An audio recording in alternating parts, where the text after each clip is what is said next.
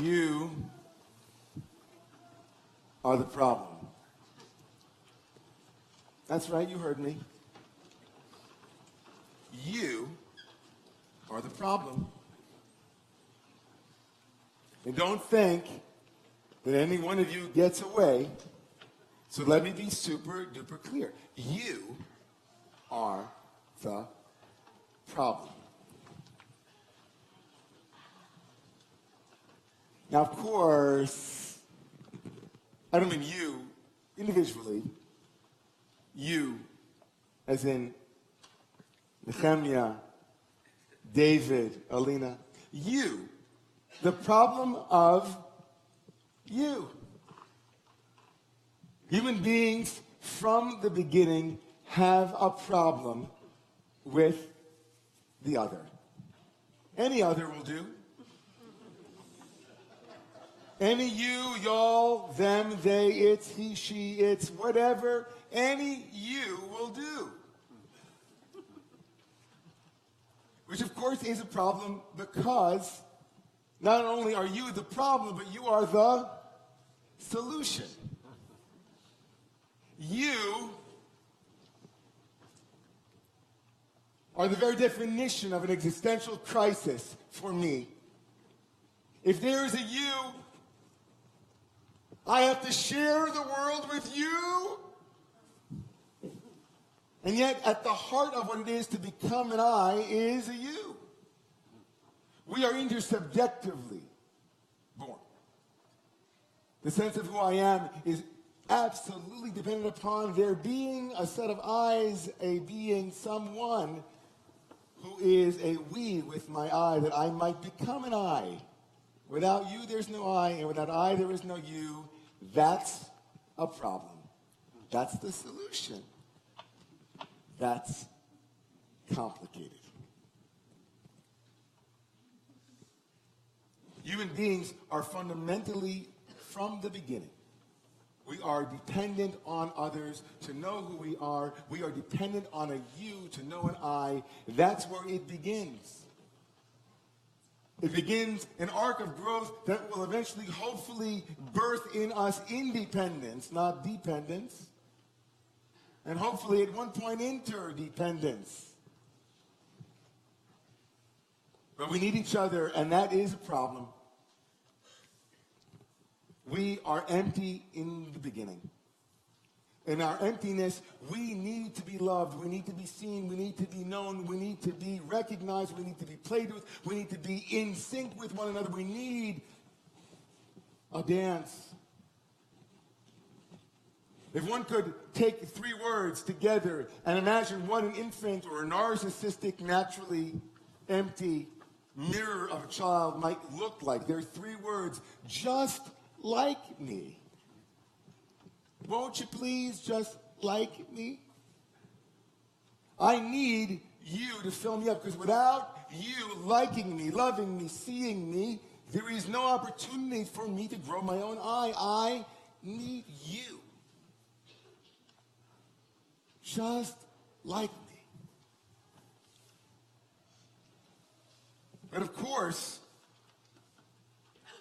if we stall at that stage of our development, if we never graduate from just like me, if we remain stuck in a stage of our own unfolding where the only thing we see in the world are objects or things that might gratify our deep, absolutely inexhaustible desire to be liked, to affirm that we are, please like me, we become shells. We become an empty expression of our potential. Now, the truth of the matter is that we have a little bit of wisdom into what might be a solution to this problem. Fundamentally, right, the question is, how do we grow up? And if you're following along the last couple of weeks at Roman Move, we've been discussing resistance, right? We had all resistance to resistance last week. Our sermon was about not only the resistance of Moses to becoming a leader. Last week we did the resistance of the Israelites to hearing the song of liberation. And this week we're going to talk about resistance of Pharaoh. And I don't know about you, but I did have on my mind this week the notion that there could be a narcissistic individual or leader that might, in some way, shape, or form, feel the need always to be liked. And because of that need always to be liked in some way, shape, or form, let's say, that person might exhibit self-destructive behaviors that might not take into account a whole group of other people, let's say. And in that self-destructive spiral of unwillingness to surrender and give in, we might find ourselves almost hitting rock bottom, let's say. And of course, you would be right in thinking that I was thinking about Pharaoh in tomorrow morning's Torah reading. There's a little bit of advice that Torah is going to give us about people who say, just like me. People who are in a position of power, but also have power plus the worst thing they can have, which is fear. When power and fear mix, watch out. Torah has a little bit of advice for us tomorrow morning in this story. And just to bring you all up to date, in the Torah, or as the weekly wisdom turns, we are in the last of the plague portions. Last 3 plagues. Unless you think that the plagues are something we shouldn't touch, let's just imagine for a moment that these things didn't happen, let's say. But that the Torah, in telling us a story about a ruler who would rather see his entire kingdom, his empire, come crashing down before he would surrender and let go. The Torah is telling us something about me and you, all of us. Not just politically, not just cosmically, but interpersonally, me and you. When I usually think about the plagues, we come to the last 3, which are locust and then darkness, and the last one, of course, the killing of the firstborn. We always imagine them as kind of increasing in intensity, which almost always leaves me bewildered as we come to this portion tomorrow morning. Because locusts, pretty horrible. They went everywhere. The earth was dark with the amount of locusts that were there. But when we come to the penultimate plague, known as darkness, I've always wondered what exactly warranted the 9th plague, the penultimate plague, to be in its place. What made darkness a plague? Here's the Torah's description about darkness. Some insight into the mind of someone who is stuck. God said to Moshe, "Vayomer Adonai Moshe, Nitei yadcha al hashamayim v'choshech al eretz Mitzrayim, and let there be darkness over all of Egypt. V'yamesh choshech, let the darkness be a tangible darkness." So Moshe does that. Vayet Moshe b'yado al hashamayim v'choshech afilah b'chol eretz Mitzrayim. There is 3 days of darkness. Lo ra'u ish et achiv, v'lo kamu ish mitachtav, shloshet yamim, u'lechol b'nei Yisrael haya or b'moshvotan. This is the clue. Verse 23 of chapter 10 tells us about a plague so intense, so overwhelming, so painful that is such suffering for those who experience it. What might be the suffering of the plague of darkness? Is it like locusts? Is it like wild beasts? Is it like dam? Is it like blood or like frogs? No. Here's what darkness does, says the Torah. For 3 days, you can't touch someone. For 3 days, the Torah says, and these are the words, Lo ra'u ish et achiv. One person could not see their brother. The removal of physical touch, the removal of camaraderie, the removal of I see you, I like you. The penultimate plague, the plague that sets up the killing of the firstborn, is characterized as an inability to see your brother. Not being able to see your brother, not being able to see your sister, not being able to leave, come and go. Pharaoh, in our tradition, is the very embodiment of someone who can't come and go. As we talked about last week, he has no openings. He can't even go to the bathroom publicly.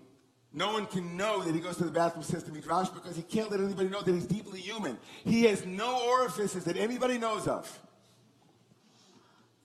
Like his land, he is sealed inside and outside, like a place that is walled in. The walls of Egypt become the prison of Egypt. In the words of Mark Nepo, the poet, the walls that we use to construct against fear and against something outside of us become the very thing that makes it impossible for the very thing that we feel fear to move from us. Because by the time we construct the wall, the fear is already there. Why else construct the wall? The fear is already in you. And so that very thing that you construct to keep everything out now becomes the thing that keeps everything in. Pharaoh is in prison. He can't even let the Israelites who are imprisoned in him and in his country leave, even though they are destroying his country. Pharaoh is insulated, armored. And like the choshech, the plague of darkness, there's no connection, there's no touch. He hides behind a wall of fear, behind a wall of darkness. Pharaoh and the plague are one. The country is one. He is terrified. So, what's the solution? If the plague is not seeing your brother, not seeing your sister, what is the solution? Just like me. Not just like me, but just like me. What if Pharaoh were able to say, what if the Egyptians were able to say, oh, those Israelites, they long for freedom just like me. What if Pharaoh were be able to grok, to understand that killing the firstborn children of the Israelites would be as painful to them as it would be to him, just like me? What if the one who is narcissistically insulated could imagine a reality of the other that is just like them? What if they could really see their brothers and sisters? I had the opportunity this week to be a part of a contingent of white liberal rabbis who met with the leaders of the Women's March to try to bring together and to listen to one another around what has been happening in communities of color and around Jews who are feeling walled in, fearful. It reminded me of this quote from James Baldwin: love takes off the masks that we fear we cannot live without and know we cannot live within. Love takes off the masks that we fear we cannot live without and know we cannot live within. And then he goes on to say, I use the word love not merely in a personal sense, but as a state of being, a state of grace, not in the infantile American sense of being made happy, just like me, but in the tough and universal sense of quest and daring and growth.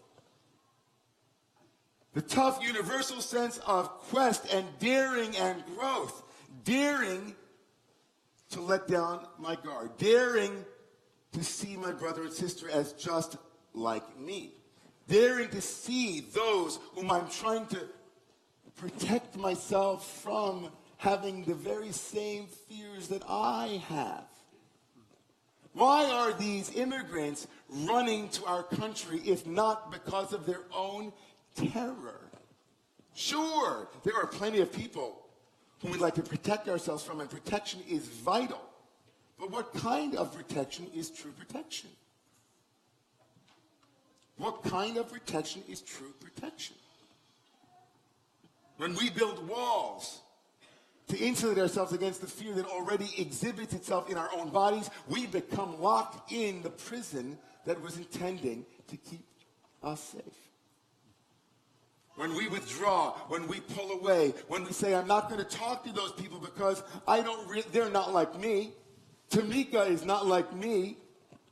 Like her, not like her. Linda Sarsour, not like me. Palestinians, not like me. Jews, not like me.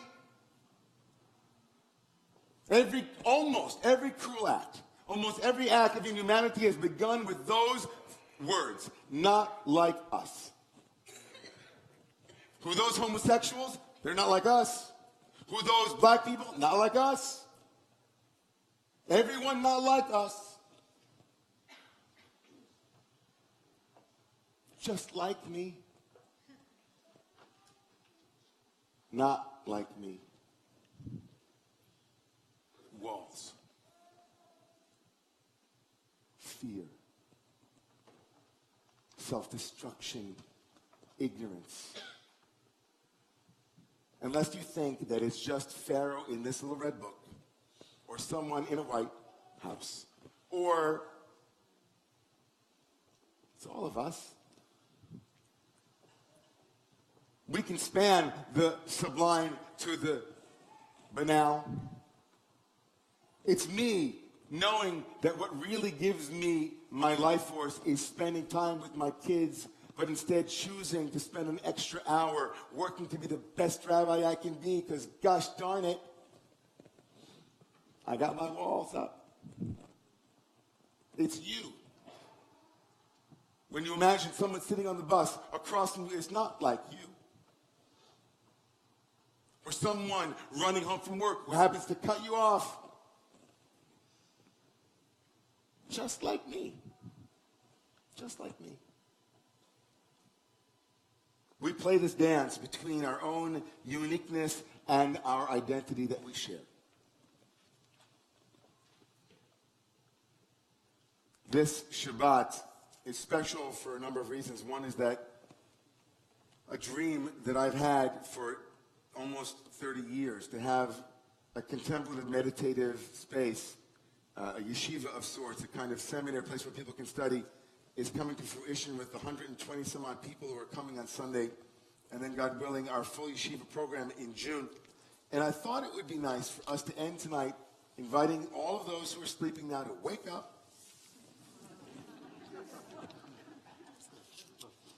It's nice when your sermon can give somebody a nice little snooze. I like that.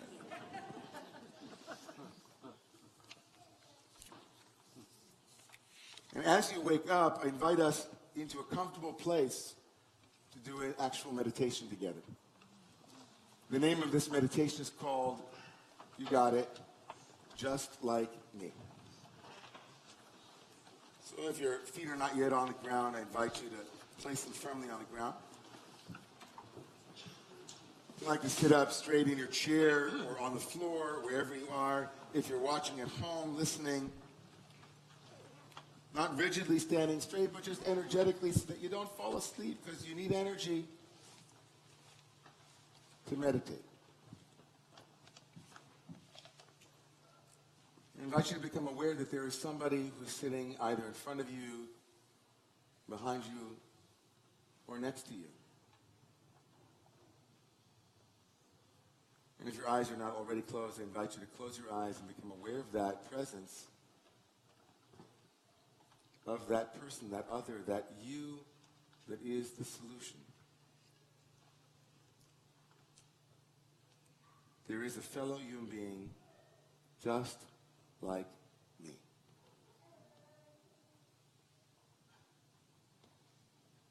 This person has a body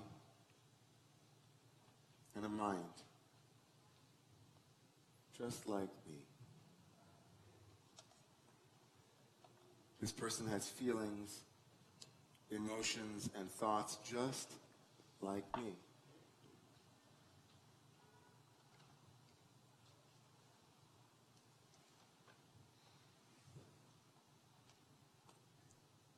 This person has at some point been sad, disappointed, angry, hurt, confused, just like me.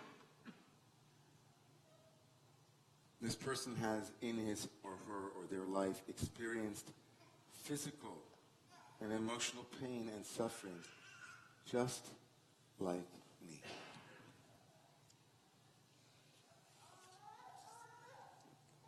This person wishes to be free from pain and suffering just like me.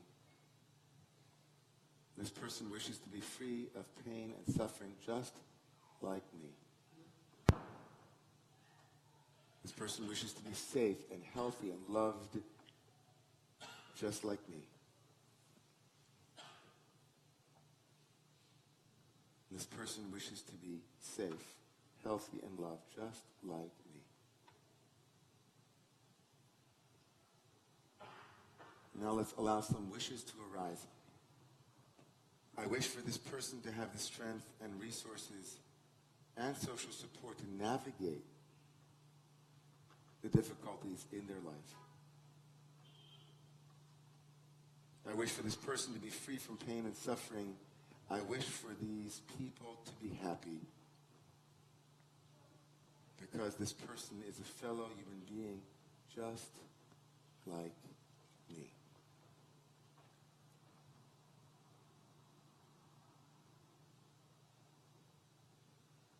I invite you to imagine now, not only in this room, but beyond the walls of this sanctuary, out into the streets, into the people that you'll meet in a half hour, an hour, 2 hours, the people you will meet over the weekend, just like me.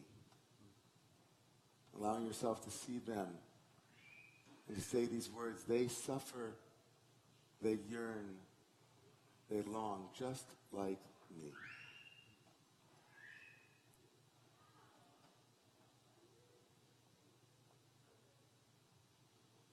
Whenever you're ready to open your eyes, I invite you to open your eyes and just imagine for a moment with me the kind of world that we would live in if just like me-ism were rampant. Imagine the restaurant you go to anytime over the weekend where everyone looks at you and treats you as if they were treating their highest self with care. And imagine the same place and you treat the wait staff that way too. Imagine a community that engages one another just like me. This person wants to feel welcomed. Just like me, this person wants to connect. Just like me.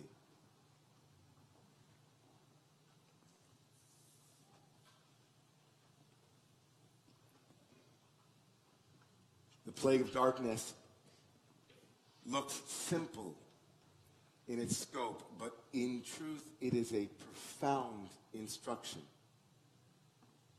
And what it is, that it, at the core of what it is to be human, we need to see each other, to listen to each other, to understand one another, to walk in each other's shoes, to lift each other up, to imagine a world where that is possible.